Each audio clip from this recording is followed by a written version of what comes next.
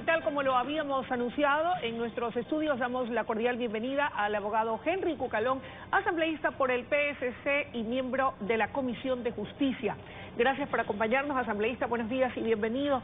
Entiendo que esta va a ser una semana ardua y en lo que a usted respecta, espera que la Asamblea ponga todo de sí para tratar los temas que el país espera se traten. Muy buenos días televidentes. Efectivamente, la Asamblea Nacional está en deuda con los ciudadanos. Tenemos que trabajar, analizar y aprobar los temas que le interesan a la ciudadanía. Vamos a comenzar hoy, hay reformas a la ley de compañías, mañana reformas a la ley de seguridad social.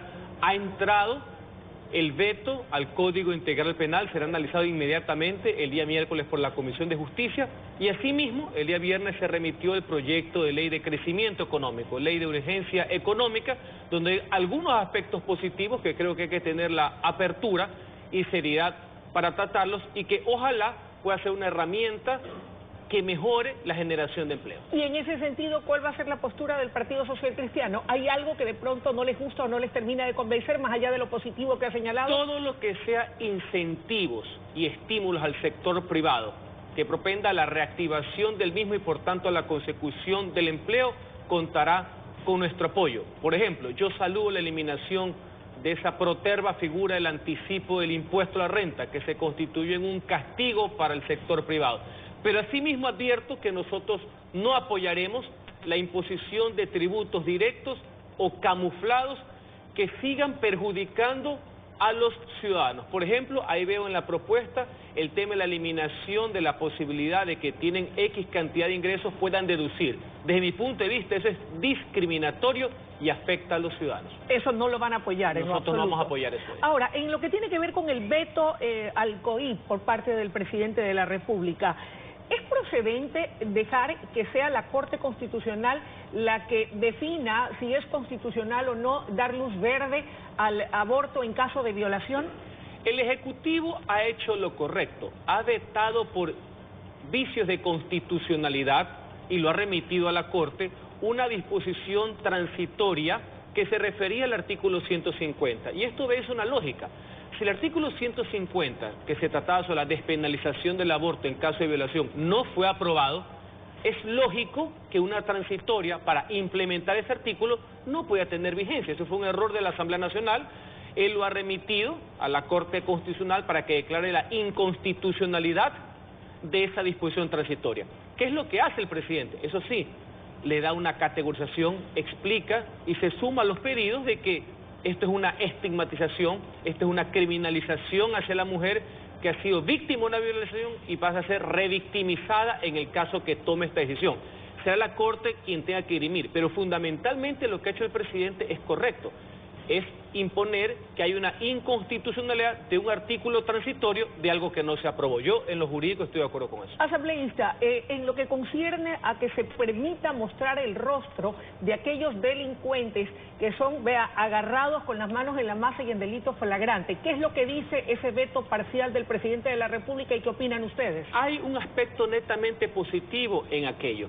Todas las reformas al Código Integral Penal que versaban sobre fortalecimiento de la seguridad ciudadana, que fue nuestra propuesta, han sido prácticamente acogidas en su totalidad. Yo saludo, yo pondero esa decisión del presidente. Y ahí está ese artículo que usted menciona, que en casos de delitos flagrantes, es decir, con las manos en la masa, que ocurren en los delitos que más preocupan a la ciudadanía, que son los delitos contra la vida, los asesinatos, la violación, por poner un ejemplo, se permita mostrar el rostro e identificar a la persona que ha sido detenida en ese momento. El presidente ha considerado que es lo apropiado, no lo ha vetado, lo cual es sumamente positivo y se puede convertir en una herramienta para evitar la impunidad y también ayudar a que otras personas puedan tomar la decisión también de denunciar cuando los vean en televisión. Y lo más importante, esto no afecta la presunción de inocencia porque eso solo se determina con la culpabilidad de la persona que ha sido acusada. Otros temas pendientes que aún están por discutir y por el cual el país espera, código o reformas al Código de la Salud, Código de la Democracia. Efectivamente, el Código de la Democracia es importante, se nos está agotando el tiempo, tomando en cuenta que esto debe estar aprobado hasta noviembre para que el presidente pueda conocerlo y vetarlo y que pueda estar antes del año de las elecciones, que sería en febrero del 2020. Siempre teniendo en cuenta que lo que quiere la ciudadanía es la pureza del sufragio, la transparencia del proceso electoral. Creo que hay puntos importantes que hay que insistir, como son los temas del Tribunal Contencioso Electoral. Queda pendiente la ley orgánica de la función legislativa y, como usted bien menciona, el Código de Salud. Asambleísta Cucalón, usted dijo al inicio de la entrevista, y es consciente y asume a culpa de que la Asamblea está en deuda con el país. Fue muy cuestionado durante los días de la paralización, lo que la ciudadanía calificó como una actuación nula, por decirlo de alguna manera, por parte de la Asamblea frente a la conmoción social que vivía el país. ¿Cuál es su lectura y su balance? ¿Cree usted que el no haber sesionado fue lo correcto por parte de la Asamblea en esos días? Sostuve en mi intervención de la semana pasada que desde el mismo día jueves 3, donde se mostró la primera paralización de servicios públicos, lo cual es un delito por parte de los transportistas, la Asamblea debió haber continuado sus sesiones, porque si ya sesionamos para ver las reformas a la ley de tránsito, debimos haber analizado todo lo concerniente a la medida económica, para algunos acertada y para otras incompletas, para unos valientes y para otros inconvenientes, y servir de catalizador de la demanda ciudadana, así como también analizar los pros y los contras de la vigencia de un estado de excepción que bajo ningún concepto puede ser un estado de violación. No se hizo en los primeros días. Yo creo que fue un error, porque nos desconecta del sentir ciudadano.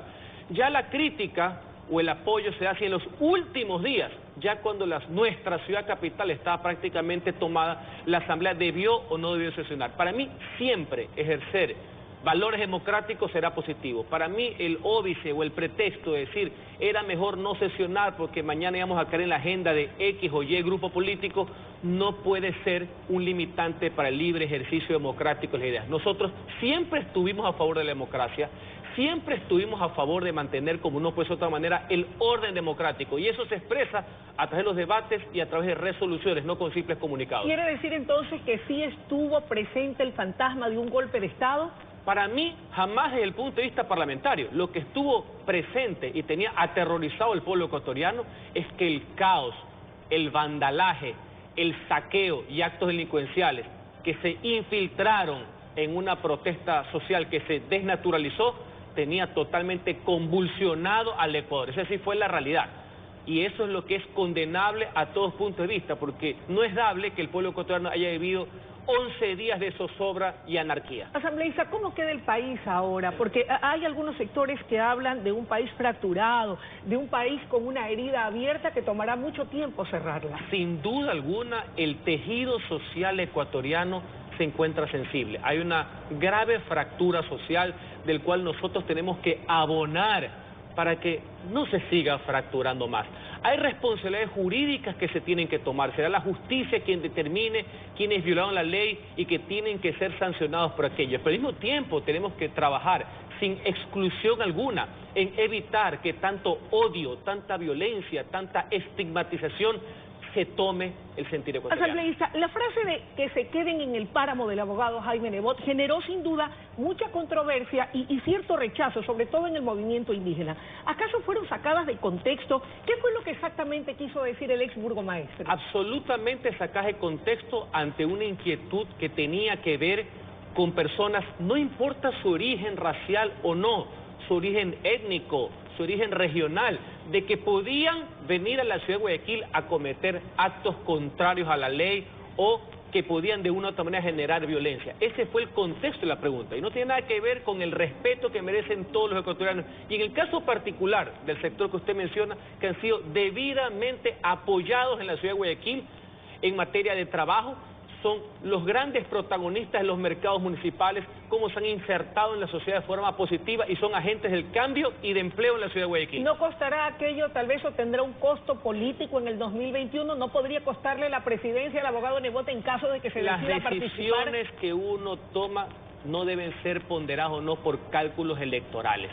Hay que tener en cuenta lo que estamos viviendo en esos momentos, horas aciagas para la República, y gracias a Dios y a la voluntad del pueblo, aquí en la ciudad de Guayaquil se mantuvo el orden, la paz y la prosperidad. Gracias por su presencia esta mañana. Amigos televidentes, hemos escuchado la intervención del abogado Henry Cucalón, asambleísta por el Partido Social Cristiano. Es momento de ir a